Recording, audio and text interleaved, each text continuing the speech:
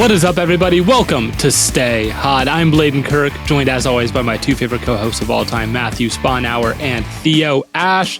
Today we're going to be talking about the AFC West. We've been doing our division predictions all throughout this off-season summer segment, and we're actually hopping into training camp, with a lot of teams over the past few days.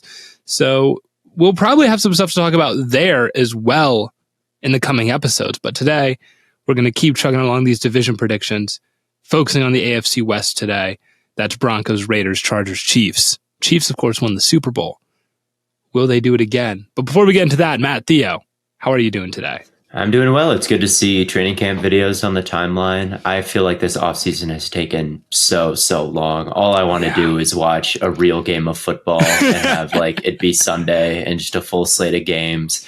I'd take a college football game non-Power 5, as long as it was actual football. And I guess, is the USFL still going or whatever? Because I have not been tapped into that. But at this point, I'm so desperate that I might have to tune in.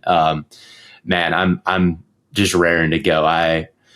I'm excited for the season to start, and it's really built here these past couple of days. I feel like this has just gone so slow. Yeah, I mean, we've always dealt with, this part of July is just really slow. But it's felt particularly slow this year for some reason. So I'm ready to get back into it. Definitely. Matt, we're going to the Hall of Fame game next week. That's true. Yeah, we are. So at least that's the game plan. So we're getting. I mean, I have the tickets. Jets, Browns, right? Oh yeah, yeah. You know who's going to be playing in that one? You know who's getting some snaps, getting some carries, Jerome getting some touches. Ford. Jerome Ford, triple-digit touches this year. Inbound. Oh, brother. That's a promise. You probably could see a Jerome Ford masterclass at the Hall of Fame game, considering it would be it's special. a homecoming. I guess he's never left Ohio since he's a Bearcat and a Brown and now in Canton. So, but it's still at home. He's never left Ohio. He killed it. He killed it last offseason in the preseason or last preseason. And so, yeah, I bet the over on Jerome Ford rushing yards. I will have the FanDuel app open, locked and loaded, ready to go. All of your Hall of Fame game prop bets. Who else will be playing? Yeah, there's Cedric Tillman betting the over. Yeah, Cedric Tillman. I'm trying to think who's going to play quarterback. Do we still have Kellen Mond? DTR and Kellen Mond and whatnot. Yeah, we'll see Zach Wilson most likely. Oh yeah. Oh yeah, probably. You think we'll see a few snaps of Rodgers? Hell no. Just in for the hell Hall of it? Fame game? Hell no. We are not seeing Aaron Rodgers suit up for just that preseason for shits and game. giggles, man. What if Taylor Swift shows up? You don't think Rodgers will want to flex in front of his idol? If Taylor Swift shows up to the Pro Football Hall of Fame game, maybe he'll play. I think the odds of that happening are pretty low, but I guess maybe. Yeah, no, I don't think we'll be seeing much Rodgers, but I do think that we'll see some Zach Wilson to whoever. I don't know. I don't know who will be out there. Ruckert. We'll see Jeremy Ruckert. Hey. A lot to look forward to in the next week. I'm gonna watch every snap and then get bored. I'm talking about how awesome it's gonna be, and then it's the first drive is gonna end. I'll be like, this stinks. We're the real players. Anyway. Yeah. Yeah. Well, it'll be an event for sure. Let's talk about some actual football outside of the Hall of Fame game. We're doing the same structures we have been for these. So for those that don't know, what we do is we start with the worst team in the division from last season and work our way up to the best team. So that means we're starting with the Denver Broncos. They were really bad last year, but they added Sean Payton, maybe one of the best offseason additions of anyone this year. So you hope that changes their fates a little bit, and you're getting Javonte Williams back, who we, of course, have high expectations for. Tim Patrick's returning from injury. They could be all right. I could see the vision for this team being pretty good. Your secondary's nice. If you can get the run game going, some play action with Russell Wilson, I see the vision for this team being like decent. Decent in what way? Like how decent? Hovering around 500. Okay. The Broncos are a team. I guess my general thoughts. The Broncos are a team that I can like sort of see the vision for them being like feisty on offense, and then the defensive sort of edge is there. Like they've got some guys, and the defense was good last year, and they would be everyone's like favorite sneaky pick if their schedule was not brutal, but it is. They play the AFC East and the Chiefs twice and the Chargers twice. I think it's a really, really tough task. My issue with them is I think they can build a cohesive team. Like, I think bringing in Ben Powers, like I talked about in the fantasy episode, bringing in Mike McGlinchey. They have who is the guard that I hyped up on the Breakout Stars Bleacher Report stream? Quinn. My boy. I know exactly. I can't think of his name, but I know who you're talking about. I thought I would remember it for this show. I didn't write it down. Hold on. I've got this. Quinn Miners. Quinn Miners is, I think, a good run blocking. Is it Miners or Mainers? It's Miners. It's okay. Quinn Miners. I think that he also is a good run blocking guard. So I could see them really being able to lean on that if Javonte Williams is back healthy and to some extent what he was his rookie season. Like, I could see that being a good, consistent way for them to stay ahead of schedule, to generate offense. And then they've got the deep threats in Mims and Patrick and Cortland Sutton and Judy. Like, they can hit some passes down the field. It's a pretty good wide receiving core 1 through 4 there. I just have no faith at all in Russ. Yeah. I have no faith at all in him. And last year totally broke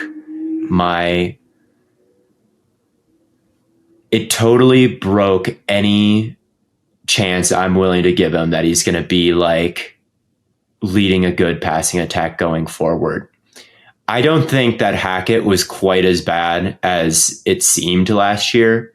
I thought personality-wise, he was a little bit weird for a head coach. But when you go and watch that offense, I mean, there are guys open that Russ is seeing. It's the first read in the progression, and they're just naked. Like they're naked out there. There's no one around them. And he wouldn't pull the trigger, and he would scramble, and he'd run around. And it's like, dude, it's been multiple offensive coordinators now. He's gotten a bunch of them fired over the last couple of his runs as a starting quarterback. They've tried to do all kinds of different things, and he just is not someone who can stand in there and pick the defense apart. And I don't care that they got Sean Payton. I don't even think Sean Payton is expecting Russ to be able to do something like that, which is good for the offense as a whole. But is their brand of kind of ground and pound good enough to beat out the Chargers in this division, to beat out the Chiefs? Like, it just seems like they have such a low ceiling when their quarterback just cannot be relied upon to be consistent down to down. And yeah, I can talk myself into some of their units being competent, their pass rush, their secondary, their running game. There's a lot of it.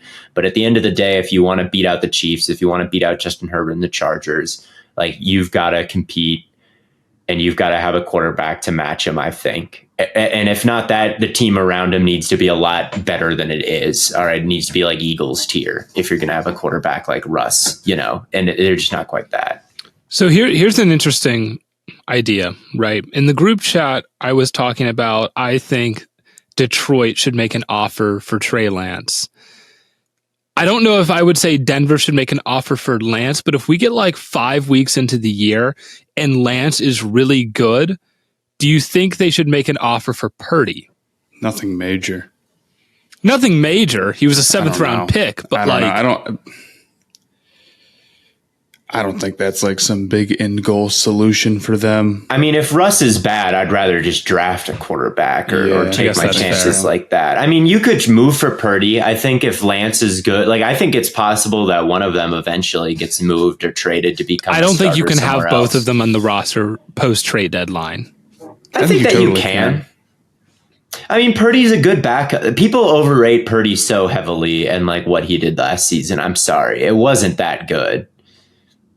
Like, you can have him be a backup. There's no reason why he just has to start somewhere outside of San Francisco. I guess like Purdy could, like, if Purdy were to start, I think it would be weird having Lance on the team. I think that would be my thing. I could see that being the case, but I could see Purdy being a backup. And even if Lance, I could imagine it being a little bit awkward. Like, Purdy's like, I was 9-1 as a starter, and I'm the backup now. If like, Russ plays bad, you've got Jarrett Stidham, and you could have Jarrett Stidham come in and start, who did a decent job coming in at the end of the Raiders season and keeping things on the rails and performing decently well against the 49ers offense. Like, I don't know why you would trade for. That's probably where you'd turn if Russ is bad by week 8. You're probably not looking around the league and trying to get someone else's leftovers or someone else they didn't want to bring in to salvage the season. If Russ isn't good, you're not winning the Super Bowl. So at that point, you might as well ride it into the offseason, and then way more options come open to you. So I don't think they'll make any more moves at quarterback or anything like that, even if Russ is disappointing, like to the point where he can't even run the play action heavy stuff that we anticipate the Broncos running. If that happens, I think they cut him, they eat a bunch of dead money, and maybe his career is over, honestly. If he is able to hold on and like have a decent season or even a good season and hit the big plays down the field and the running game is on schedule and everything's fine, even then I would wonder if they would look to draft someone that could sit behind Russ for a couple of years as soon as this offseason. But this doesn't really matter for their record, honestly. But right. What they'll do with Russ after that contract is an interesting conversation. I tend to believe it's getting towards the end with him after last year. I just think it was an indefensible season. I don't think it was all on Hackett. I think Russ was the biggest problem more than anything else. And at this point in his career, I mean, it's been a pretty sharp downward trajectory from 2018 or whenever his last like elite season was. So I don't know if I see it rebounding to a huge extent unless it's manufactured via scheme. And I think Peyton can do that, but I don't think he can do it in a way that like makes a bunch of noise in this division.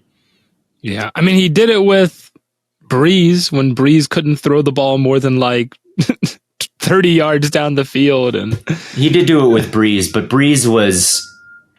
He still had it. He was still like mentally...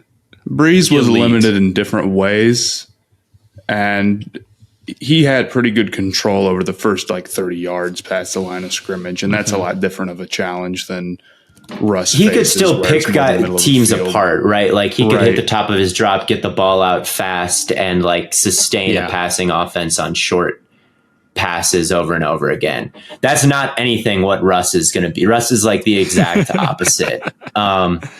And in terms of like, if you're going to have a washed quarterback, I'd rather it be in the Breeze mold than probably the Russ mold. Because, I mean, even in 2019, he's completing 74.3% of his passes. He led the league in completion percentage. Breeze did in 2019, 2018, and 2017. So, I mean, Breeze is the only quarterback kind of ever. Case. He is like 7 seasons with 70 completion percentage or higher. Like no one else even comes close to that. Breeze's game aged really, really well, and he had a wide receiver in Michael Thomas that could really complement his game. And Russ has wide receivers that can complement his game as well. I don't think they'll be an embarrassment. I don't think they'll be quite the disappointment they were last year. I think that Sean Payton is going to bring a competency. Like I said, he'll be better than Hackett, and even Hackett this year would have been better than Hackett last year. Because Hackett last year had to design an offense thinking Russ was good, like I said, I think in the last episode. Sean Payton gets to design an offense knowing Russ kind of stunk last year. So, like, of course the offense is going to be better. He knows what he has. As far as the defense goes, they brought in Vance Joseph, I believe, and out of Arizona. He's famously someone who's going to bring a lot of pressure, bring a lot of blitzes. So there's going to be that. That's going to be getting home, and you've got a pretty good secondary behind him with, I think, a top 3 safety in Justin Simmons. I think it's fair to say top 5, maybe to be conservative about it. And Surtain, and even that cornerback 2 spot is kind of a question mark, but they got decent play out of the defense last year. I think they can do it again. They drafted Damari Mathis, which we'll see how that goes. Is Mathis going to start, or is it going to be Williams? Do you think Williams will play like in the nickel spot? Well, you need 3 corners. Yeah. I could see that maybe being an issue where it's like if they're bringing the blitz, do they have the depth at corner to play like the amount of man coverage behind that? But, they can design some. Vance Joseph is a bright guy. Like, if they can, I'm sure there'll be zone blitzes there, or maybe they'll dial it back, because hypothetically they should be able to get pressure rushing just 4 with Gregory and Frank Clark and Zach Allen and Baron Browning. And so I think there's a lot of different things they could do on defense with Vance Joseph. Maybe it'll be super blitz heavy. If not, I think they can move away from that and still be fine. So, like, it's a fine team. I think they're going to be a somewhat tough out each and every week, but like I've said 3 times now. Didn't they also draft a corner? Yes, they drafted Riley Moss, the white guy, but they listed him at safety when his name came up on the draft screen. He's listed at corner on PFF, so we'll see. I'm looking at this cornerback room, man, and I'm just like, it's Pat Surtain, Kawan Williams, Damari Mathis, Jaquan McMillan.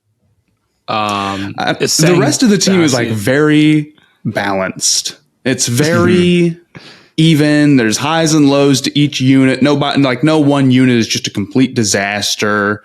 No one unit is like totally perfect or anything. And then it's just quarterback that's killing you. Yeah. I think they could be perfectly fine, but there are teams with stars also, and I would say the floor of the Chargers is about 9-10 wins. No, considering that they got to 10 with all the injuries last year. So, like, the minimum you can expect from them is, I think, a winning record. And then the Chiefs obviously are the Chiefs. So, yeah, I have them at 3rd in this division. I have them easily. At 3rd as well. Me too. Well, glad we can agree on that. We'll probably agree on this next one too. We'll probably agree on a lot in this division. Because it's pretty cut and dry as to kind of how this shapes up. We have the Raiders up next. And Garoppolo did pass his physical. So we have Garoppolo with just enough juice to pass a physical. This is great. We are moving right now. And with Devontae, I will say, the receiving core, or I will say the offensive weapons, I like a lot. Adams, Renfro, that's true. If Jacobs plays, if we will, for the sake of argument, we will assume Jacob plays. I think Jacobs, Jacoby Myers is pretty good. Renfro's pretty good. And then they got Michael Mayer in the draft. That's a pretty nasty group. And then you look on defense. It's not a bad group of weapons on offense. And last year, it's not like they were an embarrassing offense or anything. They were 12th in EPA from shotgun. They were 7th under center.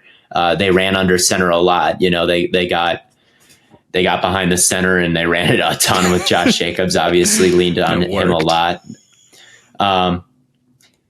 And they were pretty predictable. So they were under center, the 3rd most amount of any other team in the league, but there wasn't a lot of play action. So there was a lot of like, just kind of, we're going to get under center. We're going to run it. It's coming. We're going to pull guards. We're going to do a bunch of creative things. And Josh Jacobs, that's why I think it's silly that they don't pay Josh Jacobs, is like, you've got Jimmy Garoppolo. You were able to have a decent offense last year, kind of based on this power running game and Josh Jacobs. And you're not paying Josh Jacobs now, and you're preferring to go with like Amir Abdullah, Zamir White, Brandon Bolden. I don't know. That's a pretty severe drop off to me. So I hope Josh Jacobs holds out, because I actually do think like he he matters in this offense to some extent, not to the extent that Devontae Adams does, obviously. But we'll see. Under the assumption that he plays, that should be all right again. I think they will pay for what they've done. All right. I think that they will. The price will come to pay, or whatever the saying is. I think they'll suffer for their wrongdoings. I think they'll suffer for their wrongdoings. Consequences. You can't sign Jimmy G, who is hurt all the time. He's always hurt. He's never healthy for a full season. You sign him. You don't know if he's ready to play or not. He didn't pass his physical for months and months, and now he's good enough to pass his physical. But like, how did he pass it by this much? Did he just squeak through and they said like, it's good enough, fine, doctors, clear him? To me, it doesn't sound like a man in peak physical condition if it took this long, and it's Jimmy Garoppolo. Behind him, you have Brian Hoyer and a 6th-round pick, Aiden O'Connell. Respect Brian Hoyer, first of Josh McDaniels, for whatever reason, can only work with former Patriots. Jacoby Myers, Hoyer, they bring in Garoppolo, obviously, who worked with McDaniels in the past. Who else did they bring in? They had Stidham. Yeah. They did have Stidham. Well, they traded him away, but Stidham was a former Patriot. Yeah, they did have him. So it's like, dude, if you could only teach your system to... If the only guys who like understand what you want are guys who worked with both you and Belichick, you're probably just not a very good coach, huh?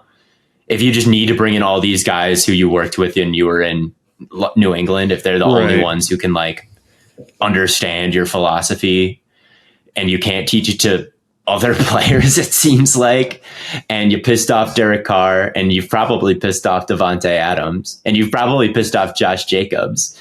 It just is... The talent is there to some extent, but the way they've built this has been incredibly stupid. And I don't think that Josh McDaniels has changed from his disaster in Denver. And they drafted Tyree Wilson, who had a foot injury, and he's out with an unspecified timeline with a foot injury right now at the start of training camp. Yeah. So it's like, you draft these guys with medical red flags, you bring in all these Patriots. It's like, the defense looks terrible on paper. The vibes are horrible in Las Vegas. The pass defense is going to be brutal again. And again, you play the AFC East because they're in the same division. I mean, we're looking at seven at minimum, not even knowing their full schedule. Chiefs twice, Chargers twice, and then you've got Jets, Bills, Dolphins, all on the schedule. That's brutal, man. I agree that they got Marcus Peters. Pretty good. They got Marcus Peters though, so that saves the day. How old? Yeah, they got Robert Spillane. They didn't make any real additions. Jimmy Garoppolo is a downgrade from Derek Carr. Duke Shelley he was nice for the Vikings last year, I must admit. So, maybe he can give you some good play. I hope that Nate Hobbs can bounce back from where he was after he returned from injury last year, because he was really poor. And I like Nate Hobbs, but he was really poor. I'm hoping that you can get some better play from that. But like, even if all of this goes according to plan, it's still a mid-secondary, the defensive tackle group with Jerry Tiller. Like, you're relying on... What are your thoughts on the Jerry Tillery-led defensive tackle group, Theo? I think they could struggle. I think they might struggle. You're not projecting a Jerry Tillery masterclass? It was so funny. Jerry Tillery got to Las Vegas last year, and he played a decent game, his first game there. And I thought it was funny. So I recorded some Jerry Tillery prop and said, good job, Tillery. And then like the day after I posted that, they played another game, and he I think it was against the Rams, and he had a penalty that ruined the game for them. And I'm like, the one time I posted Tillery praise, a couple hours later, people are like, I bet you feel dumb now. He screwed up and there's Tillery. I'm like, guys, you don't understand. You don't understand. I hate this guy. No, we can't talk too much shit about the Raiders though, because then we can never have Allison Cooch and Isaac Rochelle. They're going to hate us because he just signed with the Raiders. You don't know Isaac Rochelle? Oh, the TikToker? Yeah. Why do we care what he thinks? Stop. He's a former Brown. All right. Respect him. That's right. I think I saw him at the Super Bowl. He was at the TikTok station at the media day. It's like, bro, shouldn't you be on the field? Now he really doesn't like us. This is fuck. He got to a Super Bowl on the same way I did. So true. What were you going to say, Matt? Oh, I think the other thing is like, this offensive line is not that strong. Garoppolo in 6 seasons in San Francisco played full seasons 2 times. Right. He's already got the physical, dude, Hoyer's getting run. Exactly. Like Garoppolo is going to miss games. And even if he plays outside of San Francisco, he's probably going to be bad because he doesn't offer you anything outside of structure at all. Hoyer is 37 years old going into year 15. Which I couldn't believe he's still in the league. When I saw that name, I think we're going to see a couple Aiden O'Connell games. Because maybe this is stupid. Aren't you kind of surprised they didn't keep Stidham? Wasn't there a little bit of Stidham hype? And he came in and he was kind of not terrible. Fine. And I'm okay, it's keep all. him as a backup, right? They traded what did they trade him for? Or did he walk? I think they just let him walk in free agency. I have no idea how they have approached the quarterback position, and I just feel like as you can talk about the talent. I like Jacoby Myers; he's a good wide receiver. Yeah. Devontae Adams has a case for overall wide receiver 1 in the league. Josh Jacobs might be the best running back. You can say all of these things. Max Crosby, I love Max Crosby. That guy is an elite edge. I think that he could win Defensive Player of the Year.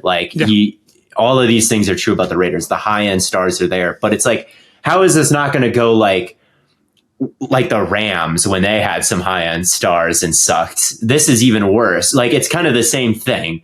You got a quarterback who has mysterious injuries that is probably going to miss time, just like the Rams. You've got no one serious behind him, and the roster is ungodly top-heavy. That to me is the Raiders this year.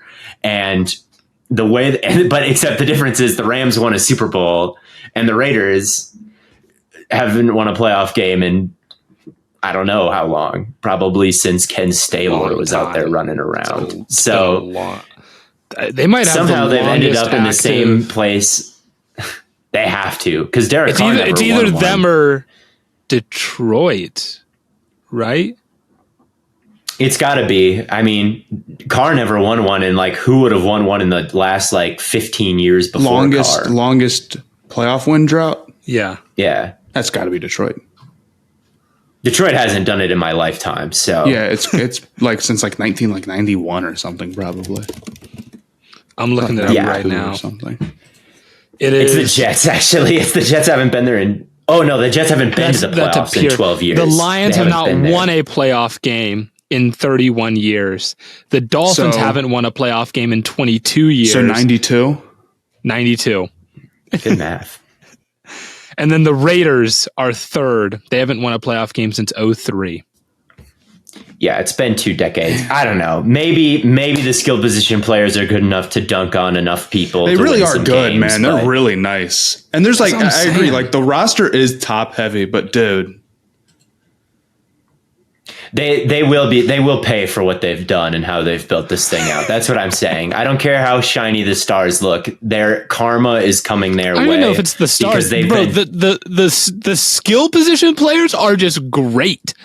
I mean, that is maybe one of the best skill position groups in the NFL, top to bottom. Something bad will happen to them.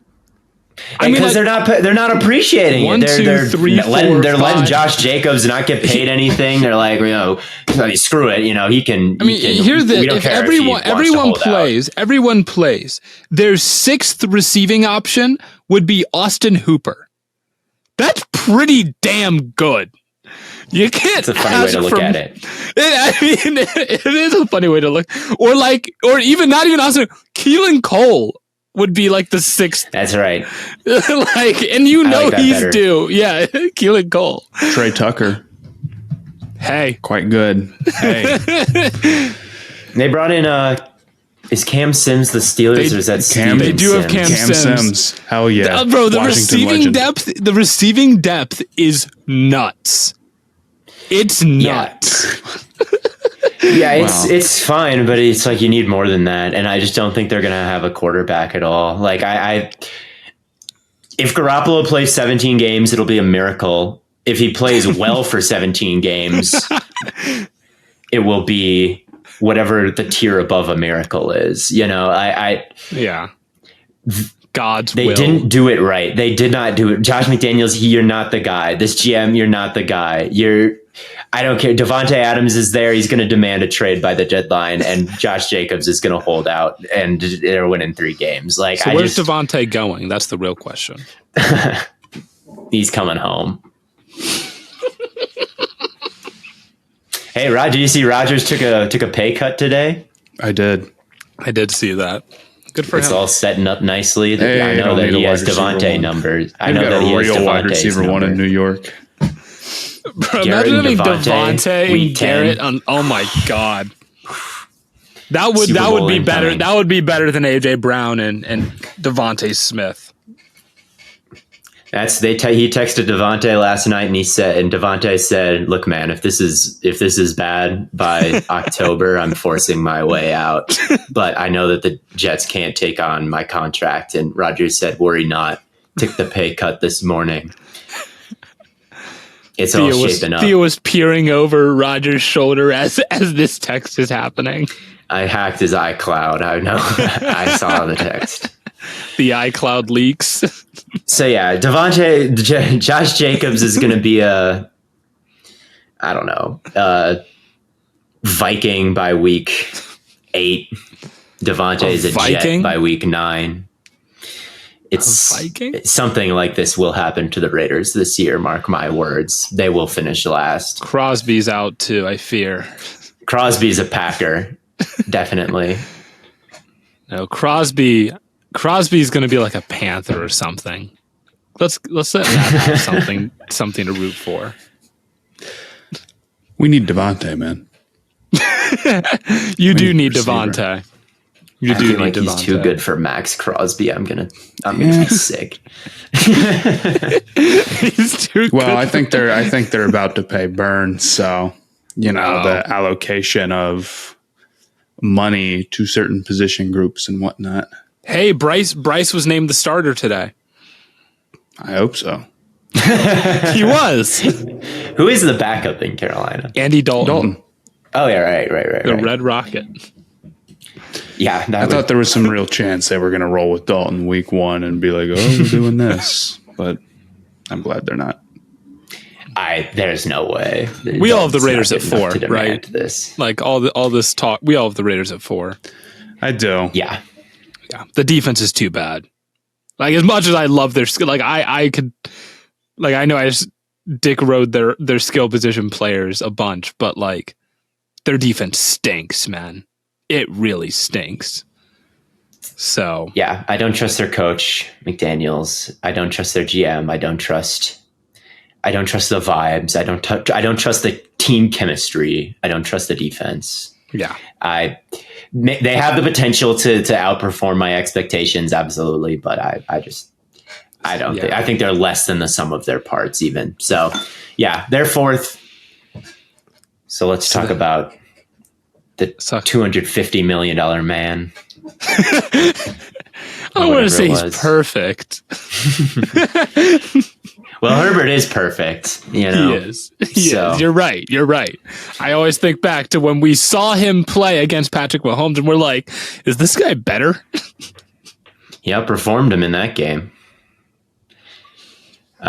He did. Yeah, I think the Chargers, like I kind of already alluded to, they suffered a bunch of injuries last year, and they won 10 games. I just made the record prediction on my TikTok, and I got a bunch of comments like, they always underperform. Like, I'm not buying the hype that they can win 11 or 12. Like, they always disappoint.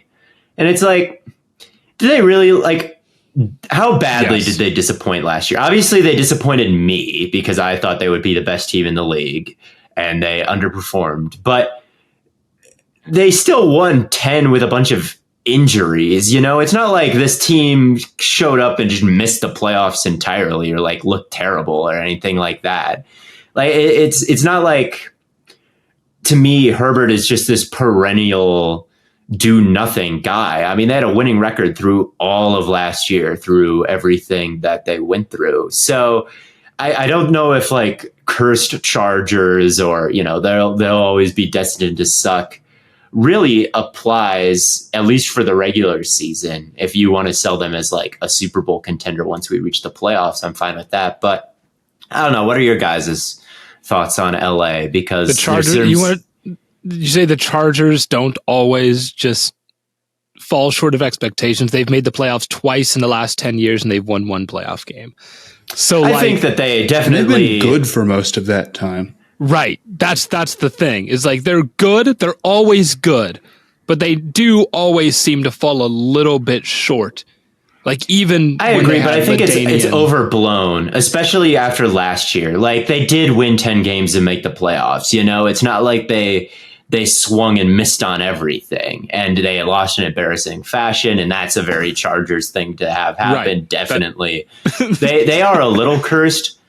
But I guess my question is, are like, you guys concerned that they'll miss the playoffs? Are you guys like, obviously we all have them second? I definitely have some concern that they're going to miss the playoffs.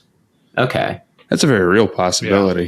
Yeah. I mean, again, they play a tough schedule. They're right around there, but the AFC is very, very tough. It's going to come down to like a game or two, largely against like those AFC East games are everything probably. Those are probably playoff games, really, against whoever doesn't win that division. They're going to be up against, the Dolphins and the Jets to be in the playoffs. And it's very tough. I guess my concern for them is like they're always a little banged up. Like Joey Bosa is just kind of injury prone, man, and it kills me. But he's probably been hurt every other season, and without him, that front seven starts to get a little bit questionable. Khalil Mack is really starting to get up there. Yeah. You missed on the JC Jackson stuff. I don't think their defense is terrible, although I'll say this, their run defense was no good last year. So couldn't agree more. So it's a real mixed bag. And I think the upside you're looking for is, can the receivers just stay healthy? So Herbert isn't throwing, 100 targets to Josh Palmer. We've added Quentin Johnston. Can he be, just good enough as a rookie? Like, I don't think anybody's expecting him to go out and, go for 1,200 yards or anything. But can he just take the top off the defense a little bit more and open things up? And can the guys who can really go out there and play? And can you push the ball down the field a little bit more and be a little bit more aggressive? Because the defense is going to be the defense probably. Yeah. It is what it is at this point. But you just can't have it so where the play calling is really limited, maybe largely because the wide receivers are just so limited because of injuries. Because you're just not going to be able to keep up. I think that we could see something probably more similar to last year on offense than maybe a lot of people want to admit to themselves, just because of the players that they have and what they're used to doing and what Kellen Moore did in Dallas. Partially, he's someone who got in 12 personnel a lot. He's not someone who ran a bunch of, there wasn't an offense that was like at the top of the league in yak or anything like that. It was near the bottom. There were, routes stopping at the sticks. So I still think that you're going to see some of that in the offense because they have been successful running stuff like that. And I get it when you have a guy like Mike Williams and you have a guy like Keenan Allen. There's only so much that stretching the field that you can do. And I get that they added Quentin Johnston, but you still want, these guys boxing out. I do think that's what they added Johnston for. Yeah, I think so too. But I still think there's going to be some of that. I don't think they're going to go from like the most Hank heavy curl offense to like all of a sudden they're just Keenan and is running a deep post and burning everybody. Like I like 4 verticals all the time. I think that the team will still struggle in some of the areas it struggled in last year. You're just hoping that the highs are a bit higher. There's just a bit less of it around. I like the pass defense, honestly. It was top 10 in DVOA. It snuck in at number 10. I think that Asante Samuel and hopefully JC Jackson returning from injury and Mike Davis and Derwin James can be a good secondary. I think that Brandon Staley is a very talented play caller. He held the Shanahan tree to 16 points a game last year. He performed well against the 49ers. He performed well against the Miami offense and held the Rams to 10 points, although that's definitely, not that as is impressive true. as the other two feats. They did kind of set the precedent for like how you hang with those Miami receivers. Yeah, I think Staley had a smart game plan. He would kind of the outside players, the number ones on each side, like they weren't afraid to man up and play some press coverage. And then the core players and, the number twos, anyone breaking to the middle of the field, they'd really be aggressive and take that away. And they made Tua force it up the sidelines and he could really do it. And they say kind of a similar deal with what they did to the 49ers. They were at the top of the league in middle of the field closed coverages. They were at the top of the league in man coverage calls. They were at the top of the league in blitzes called. This was not the same old passive Staley putting a roof on everything, right? He shifted his mentality, and I think it was good for the defense, and they were able to improve despite Joey Bosa not playing any games. So with Joey Bosa back, the passing defense should be better. And if you can have a top 10 passing defense, your defense should be acceptable, even if you can't stop the run, just because those are the most efficient things and the main thing you should probably be keying in on. You would I don't struggle believe in the run defense. If you went down, you would struggle climbing back a little bit. That would be the one thing. But they're kind of one dimensional on both sides of the ball. It's like they don't really have a bell cow back and they can't really stop the run. But that's not necessarily where the league is or where the top offenses in the leagues are. So I think they're like they should have been well suited for the playoffs. And no, but they went up and they couldn't maintain a lead.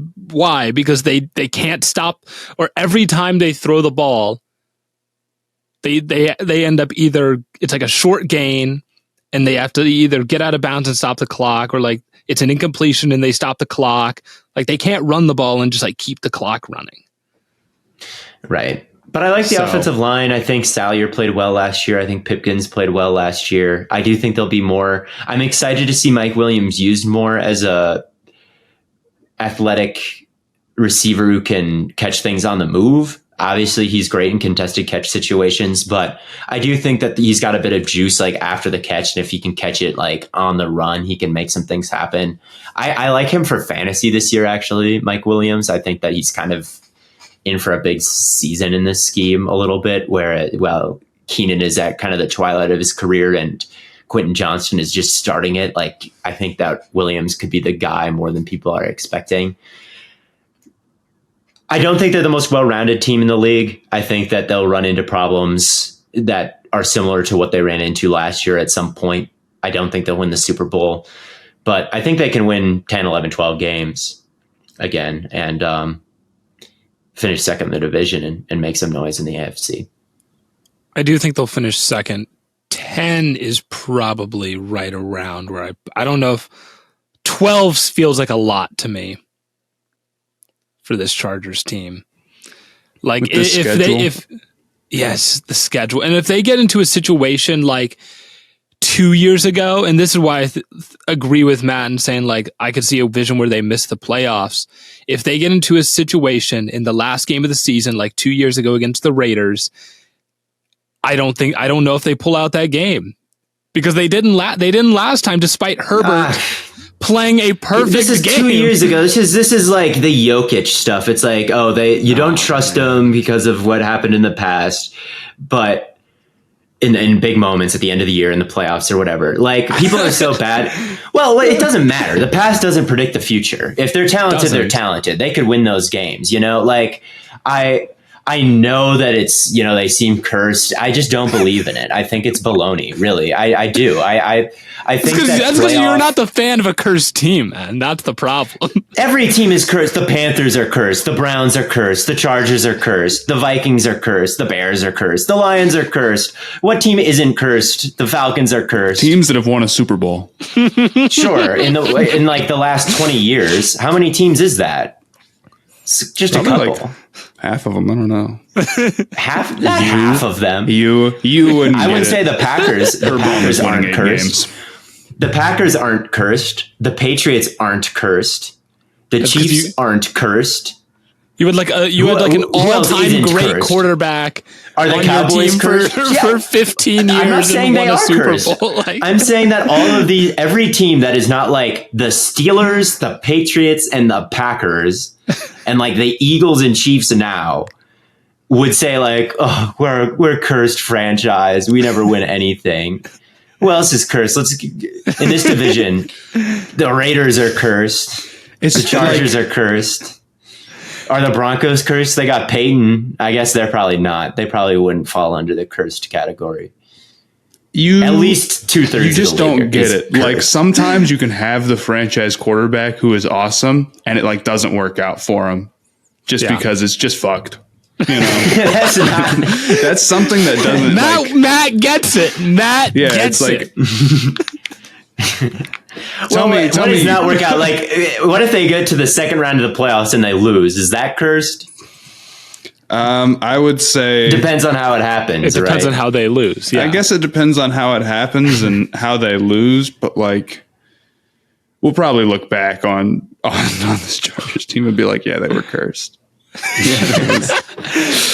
I think 11 wins is perfectly fair. I think that's what I'd slot them at, 11 to 12. I guess their schedule isn't so like, they are the Chargers, so that kind of makes their schedule not as bad because it's like you get Raiders and Broncos twice. Although the Broncos are not a gimme or anything, right. Either are the Raiders. Especially if their running game is good and you're the Chargers. Like the Chargers are always prone to lose a game. Exactly. They play Tennessee week 2.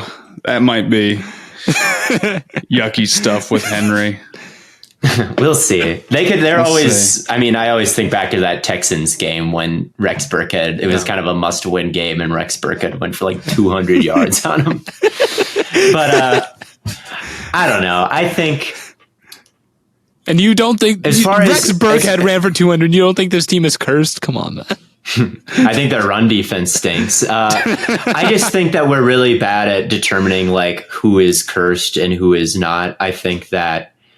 Or like who is a bad playoff performer or who like never shows up. I think Jokic is such a good example of this because everyone would have said like Jokic can't play in the playoff. Like Jokic never has any. The Nuggets never do anything, and then they do.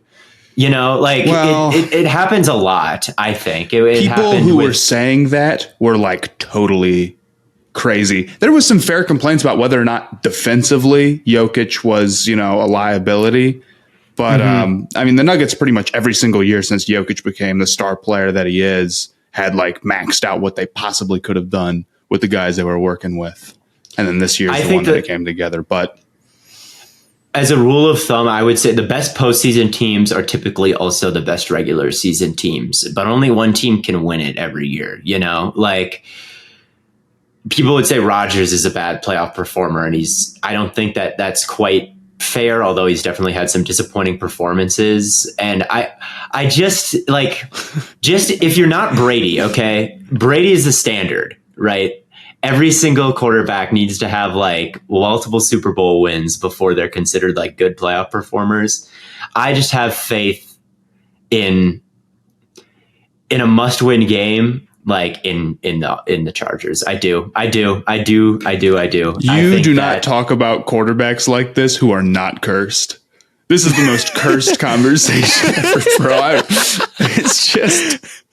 It's just tough, man. I do think they'll be pretty good, but I think 11, 12 wins between 10 and 12 and, a playoff win or two on the docket is definitely within play, but 2 is starting to get up there, and I think there's definitely some better teams than them in the AFC. I think so too. I think eventually they'll lose. Yeah, we do. I just think when you say like, oh, there's a game against the Raiders at the end that they'll lose, I just think that, yes, they've been unlucky. Did you say they literally had a must-win game against the Texans and they lost? Like, it's been unlucky. It's no doubt. Like, I just don't think if they're a good team, the odds that they win those games are still high to me, despite the failures of the past. all I'm saying, if I were a betting man, I would never bet on the Chargers. Not one. I think that's never. superstition. I think it's superstition. Maybe. And I know that history is not on my side, but I just think it doesn't happen until it does. And I think that that's my take. This is on like the situation. 99% of gambling addicts What are we even give up talking right about? before they. Like, what are we I don't even know talking either. about happening? Like, what? I think we're talking about like if they're in the wild card race and like it's close between them and some other teams in the AFC, the Chargers would fade and the other teams would like do good. Here's the real question: if it comes down But to here's the the thing, Browns all the and other the teams, Chargers, all the other top teams in the AFC also cursed. The Browns have a great roster, cursed. The Yes. Bills, cursed. The Yes. Bengals, all of them would say that, oh, like we're cursed. We're a cursed team. Cursed. the Bengals are not Bengals fans, cursed. Not yeah, anymore. they No, have- they're not cursed right, anymore. not anymore. Not anymore. They're cursed. They're cursed. 'cause they got- and then they got a good quarterback, and they're not cursed anymore. Like you just need a good team, and then you won't be cursed. And the Chargers, like they have a good team. I understand that the loss to the- superstition is real. The Chargers, bro. Are the Bills cursed anymore? I mean, what would you say? I don't know. We'll see if they win or It's- lose. I'll tell you this. You tell me with how they look on paper. Like, there's some teams that you have to take this into account for. You do. Like the Cowboys, for instance. They're awesome. They look awesome on paper. That should be my Cowboys sleeper are- Super Bowl team. For The sure. For sure. For Cowboys sure. are- And they'll blow What it in team, the if divisional. everyone's cursed, And they'll blow it no in the one is divisional. cursed. Not everybody is cursed. There's like what teams aren't cursed? You are The trying Steelers, to are they gonna- over-exaggerate how many teams we call cursed. Chargers. Every team. What teams aren't cursed? This, You know, I'm sure like, maybe they're not cursed. Maybe it's just Herbert is actually very bad. That might be it. I think You can only pick I worry one. about the run game. I think that's why they we all know at this point, like if you get a big lead and you cannot like lean on the running game, you will struggle to hold that big lead. This is common sense, and that's the why curse they in lost. question is Austin Eckler, man. Yes, that is. Thank you. It's the curse in question is it's just football stuff, you know. The curse in question is just stuff with scheme, and it's My cursed. I mean, these football players just aren't good enough, man. They're not. They lost. They lost the game. Herbert played mid, and Eckler was not a factor like he needed to be. They couldn't establish the run when they got up. You know, like I think it all makes it somewhat makes sense. It's the Chargers have been unlucky. Maybe it'll burn me a million billion times, but I just do not believe in the idea of like cursed. You don't believe franchises. curses. You don't believe superstitions, but No. I know your fingers hovering an extra second over the post button before you predict anybody to go 2-15 this year, man. It's just some things. I've decided my 2-15 team. By the way, I know who's. Are you going to reveal it, or is it? No, it'll be revealed on Can you- TikTok. Can you text us right now? We Sure, won't like. I'll tell you guys. All right. We figure we'll keep it a surprise for the viewers, but like. This year, I'm not going to be hesitating pressing the post button. If this team is like really good, then I'll believe in curses because there's just no way. Okay, so I think we know who it is now. I So, think I have a pretty good idea. Yeah, that narrows it down. yeah. I might do more than one, but there's at least one team that I'm saying there. Okay. They're going, but there could be two. There could be. Well, we have one more team to talk about. This team is not cursed. They're coming off of It a Super was Bowl until win. a certain coach and quarterback combination showed up. Nobody was like the Chiefs are cursed. Yes, they were. Yes, They- people would have totally said that. No, they Aren't they the ones who blew not the one person gigantic has ever playoff once lead to said Andrew this. Luck? How long did they go No, before they blew the that was to Watson. Before Mahomes? They blew the lead to Watson. Look, okay, I'll give you this. Every fan base believes that their team is cursed. It's when that other fan bases start believing that your team is cursed is when you're truly cursed. That's like the Falcons, the Chargers, the Browns. I think the Falcons, it's just that one thing. I don't think they're particularly cursed. That was so the bad, Chargers though. are teetering on like it's getting a little ridiculous. If one more thing happens, they enter like Cowboys territory of just the Cowboys are truly something insane. Cursed Dude, either. I believe in them every single year, and they blow it in the divisional every single year. It's unbelievable how good they've been for so long. And in football, it's like, any year the playoffs can go any way, and it just never somehow goes their way. It has to be magic. I just don't think. I think it's hard to win the whole thing, and they're consistently like pretty good, but I don't know how many years have the Cowboys entered the postseason as like the odds-on favorite to win the Super Bowl. I don't know. I don't believe the Cowboys are cursed. I think they've had a pretty good run of success here. They brought in McCarthy, which was if you're looking for losing heartbreaking playoff games, that's your problem. Like, are the Packers cursed because they always lose in the divisional? They don't. Like, they have a Super Bowl. They have a Super Bowl in this millennium. They have gotten a Super Bowl with like all their franchise quarterbacks. Yeah.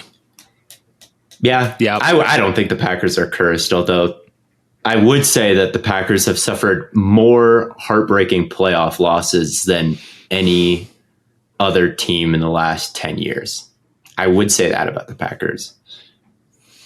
But that's not cursed. Although I'm sure some people would say, like, again, with Rodgers and the Jets, they're like, well, Rodgers will never win anything, point blank period, because he just never does. And it didn't happen in the past. So like, how could it happen in the future? Like, again, people would say that that's cursed. I think that's just people hating on Rodgers. Yeah, I think so too. But yeah, I think the individual, he'll never win anything is different than a team being and cursed. The Jets are cursed. I mean, so many teams like in the comments of, yeah, they are. Everyone would say, well, they're the Jets. There was a quote from an anonymous GM that said the Jets will suck just because they're the Jets.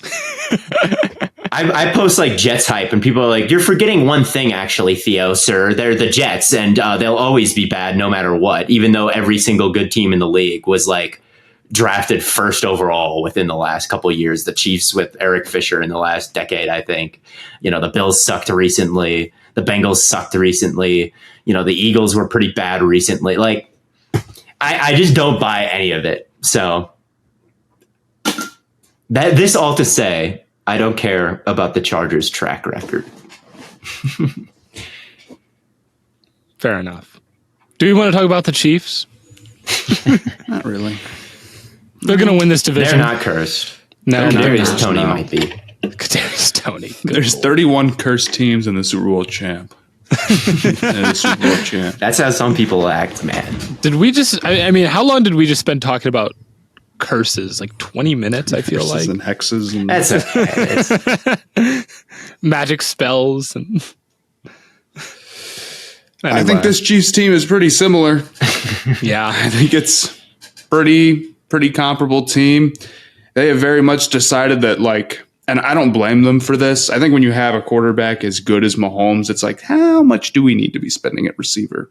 Because we are going to have to pay him. I mean, and I guess they're not paying him that crazy money, really, but they decided they're better off allocating stuff to other positions, and that the passing game is going to be the passing games with almost whoever you have. And obviously they have Kelsey as well. right. I don't see him taking And a major Reed. step back. Yeah. Yeah, I totally get them not signing a receiver. I mean, they seemingly can't sign Chris Jones right now as it is. So, like, obviously it's probably a good thing that they didn't give a wide receiver a bunch of money, because it appears that they're kind of up against the wall in terms of breathing room if they're not handing Chris Jones the blank check. I think eventually that deal will get done. I know that he's holding out or wants a new deal or whatever. I think that'll get done. That would be a massive, massive loss. But yeah, they were a top 10 defense after the bye last year when Trent McDuffie came back. I thought McDuffie looked pretty fantastic. They'll be able to manufacture pass rush as long as Jones is around. Karlaftis looks pretty good. Looks like he's Karlaftis came through down the stretch. Nick Bolton is nice. I think the other players along the line just kind of need to be like hold it down and run support, because as long as we're blitzing with Chris Jones, he'll be getting one-on-ones, and like that's a pass rush, like that by itself is a good pass rush. So as long as like they can stop the run, which they were doing at a decent level, and I think Felix Anundike Uzoma is a pretty good run stuffer as well. Like, I think the defense looks pretty good. I think they should be able to keep up where they left off last year, which was a pretty good spot. I know it was a disaster early, and then the offense, they've got the best offensive coach maybe ever. I mean, they could have us three as the receivers and 11 personnel, and he could tell us what routes you put to me run out there, to. receiver for Yeah, Mahomes. I'm going for 1,000 yards, man, easily. Yeah, you got Reed. He knows the defense's rules. He knows how to break them. He's the best manufactured touch play caller ever, definitely, I think. And you've got two amazing yak threats in Tony and Sky Moore. So, like, that's kind of free yards whenever you want it. Yeah, and if then we can Mahomes, get more than like 100 snaps of Kadarius Toney this year. Right. And then Mahomes, you get two chances to get open. You get in structure, and then if he doesn't like it, he spins around and you kind of get to try again. right. So it's like you don't really like need to be this amazing elite wide receiver in this offense. It feels like to me, because there's just so many things. Kelsey drawing attention and Mahomes extending the play and redesigning the play. It's like who gives a shit who's out there? Oh yeah. No, I mean it's hard to disagree with that. I also think that, they really did kill it with Duffy and Karlaftis, and the defense really did turn it on at the end of the stretch. And I wonder if they can continue to build on that. I think the defense could be approaching like real positive unit. Like staple top 10 unit is definitely within reach. The secondary looks good. So yeah, I think, I guess the question is, the tackles are a little bit iffy, and how low can you go with the receivers? And what does Sky Moore give you? It's like you've kind of got a few guys there, like Rashee Rice. Like they've invested some, and and there's some breakup. Tony. Potentially like guys who could be or Justin Ross. Yeah. I mean, I don't know. I hope so. That would be cool. His back is. We'll see. People said this all last year, and then he had the back injury. So it's like I don't. Fantasy people love Justin Ross more than anything in the entire world. He was ridiculous. He was like maybe the best receiver that Clemson has had on Dabo's stretch, at least from like a statistical. I know the dynasty guys loved him, man. Mm-hmm. I could be wrong. I don't remember if his like. Well, you must be right, because every single day I see a fantasy person be like, the real wide receiver one in Kansas City is Justin Ross. They don't know about Rashee Rice, man. Somebody fact checked me about how Ross stacked up against Hopkins and Williams in his early career, but I remember him being like, I remember him being really good as well. I think he could. You're right. He's just another chance that they have, like with Tony and Moore and Rashee Rice and Ross. Like maybe one of those guys will be something. Some people are just like, they're like, Ross will be amazing. It's like, I don't know. Let's not put that kind of pressure on a guy who's like lucky to be playing football at all. But Ross, you're right. Ross had like 1,000 receiving yards as like a true freshman. I mean, he was ridiculous, man. So we'll see. We'll see. But yeah, it should be a top. All I'm saying is that they've kind of invested in receiver a little bit more than maybe it seems, I guess, because they did. Yeah. They went out and drafted Moore and Rice, and they traded picks for Tony. Like they've done some things there, but as of right now, it's looking like a lot more dart throws than like here's the number one, here's the number two. Things are set.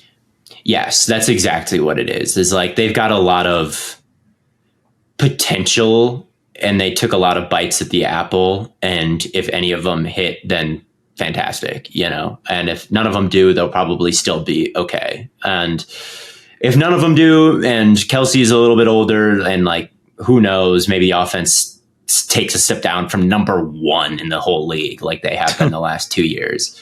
But you know, how far is that fall? Like, it's going to be a great offense. It projects to be a good defense. I think that they could very easily, and they might end up being my pick to represent the AFC in the Super Bowl again. Like, yeah, number 1. There's not too much to say about the Kansas City Chiefs. They're a dynasty at the peak of their powers.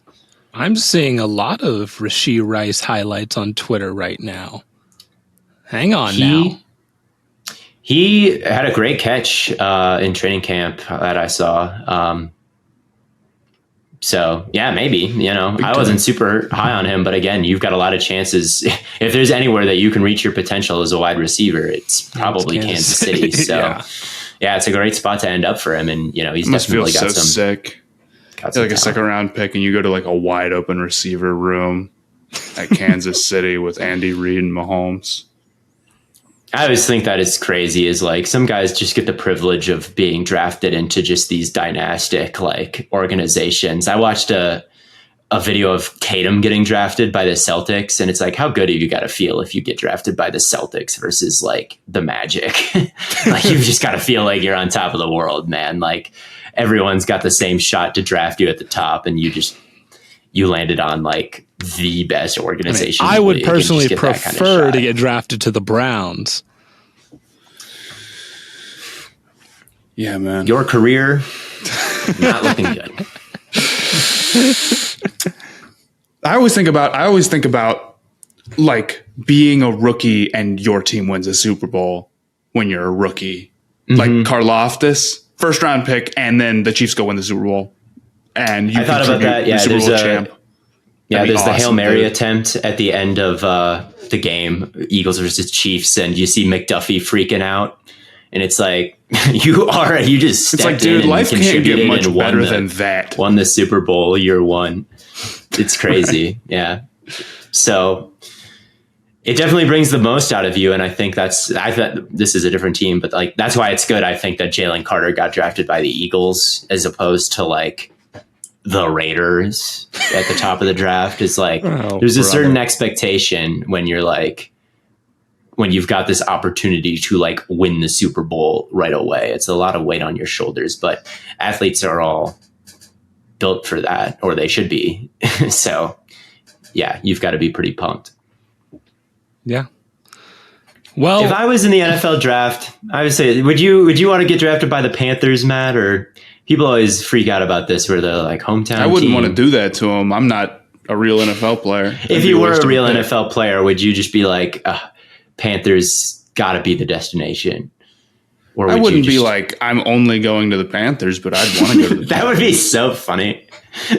Yeah, that's the thing. It's like no player has ever decided to be like, I want to go to my favorite team only. If Blaiden didn't break his collarbone in senior season, this is what we'd be talking about. This is what we'd be talking about right now, man. We'd be like, don't worry. I've been cooking up in the flag football realm, so I'll be back here pretty soon. Draft prospect Blaiden Kirk demands a trade to the Browns, only taking calls from the Browns and meeting with the Browns. Yeah, I've mostly been playing quarterback and safety more than receiver on my flag football team. So I don't know if I will be going to the draft because I'm not getting to showcase my best skills. I don't think you will be going to the draft either, man. I think you've got no shot. Well, no, it stinks because like you're allowed to blitz, but like you're not allowed to scramble. So like I'm not allowed to just like run around in the pocket. So I have to play quarterback because I'm the only one that can get the ball out fast enough against the blitz. You got that sidearm release. Right. I can throw it around. I can throw it around defenders and I can get it out like quick. You got to replace them. Yeah. That's bad for your elbow though. I started to feel it once I got like, I get like 30 throws in and I'm like, oh, I'm starting to. Yeah, you throw with your elbow below your shoulder. It's like cardinal sin of like quarterback mechanics. Like it'll fuck up your elbow. So you may want to. Like, well, I don't know how the guy that was blitzing me was like 6'6", and he was running at my right, so I had to throw left a lot. So it was a lot of over shoulder throws. So it was a little. It wasn't quite as bad for me, but yeah. Just don't want to winning. No, we're 0-2. Our offense stinks.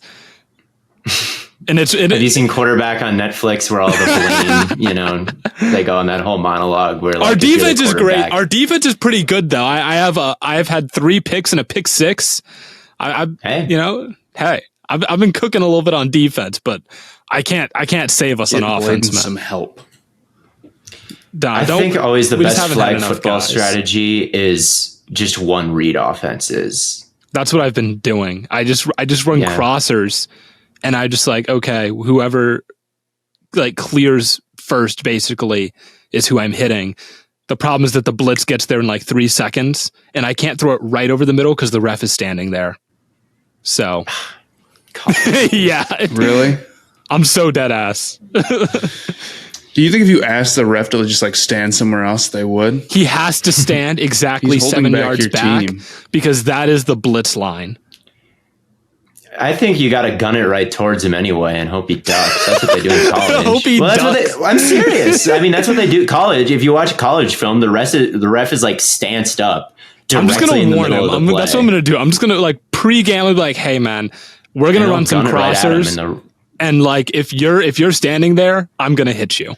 You know what? There's always those questions where it's like could you like get a yard on like a rushing attempt? Here's a real good one that I think is actually a debate. Could you survive an NFL game as like the ref in the middle?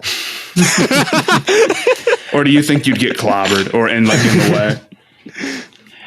Well, yeah, it'd have to be college. In the NFL, I definitely think you could, because in the NFL, the refs are where they should be, which is not in the middle of the fucking defense.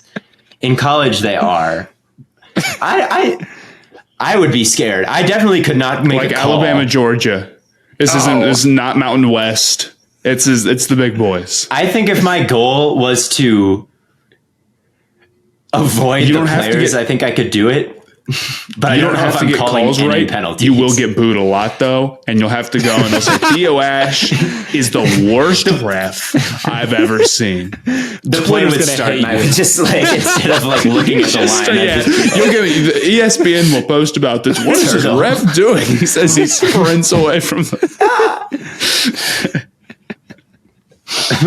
My eyes just go directly to the mesh that's happening, and I'm just like falling to the ground. Me personally, I'm just turning into like another safety. I'm like getting into a back pedal.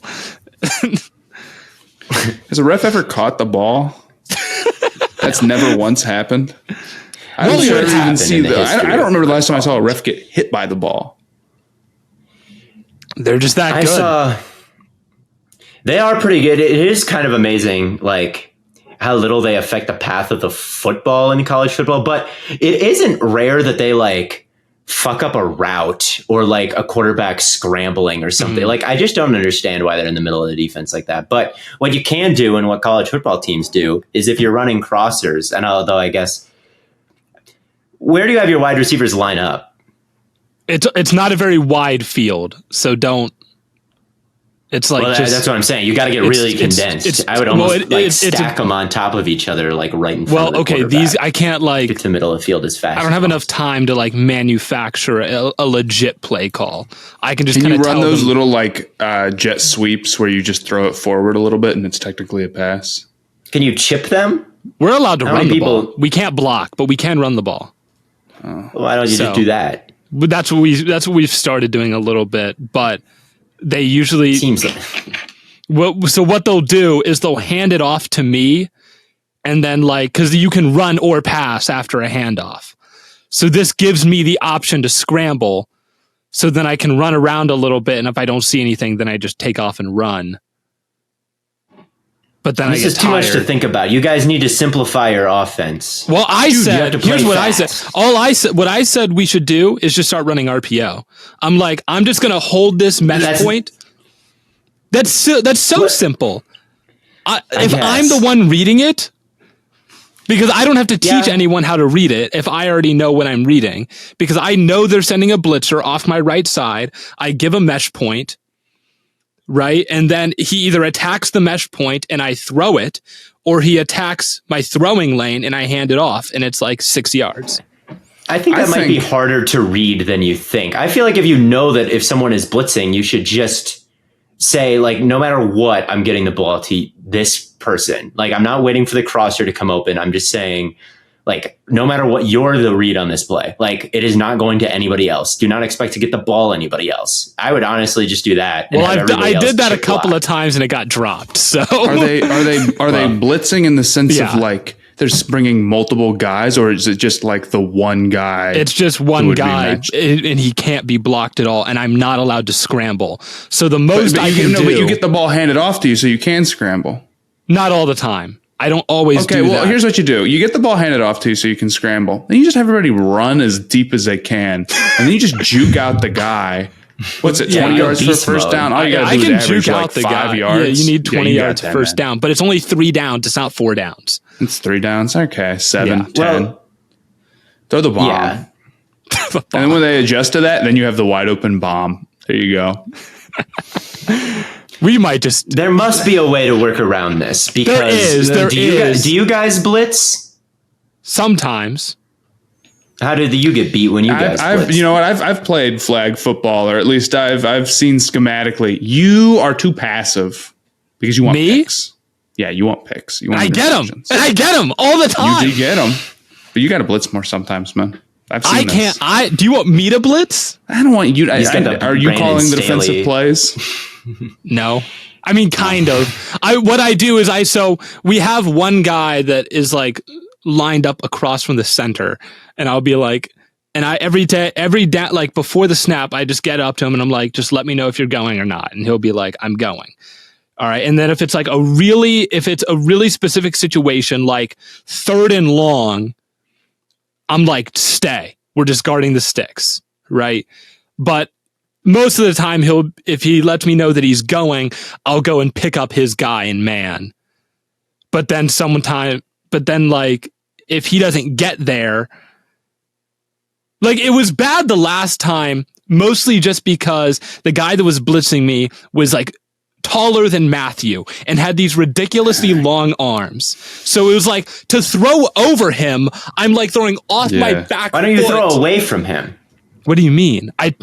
If he's blitzing, why don't you have guys on both sides? I don't know. I get it. He can't be blocked.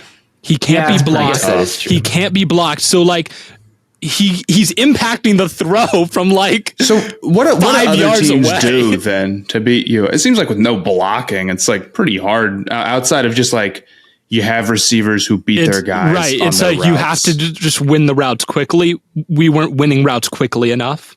Our routes were too deep down the field.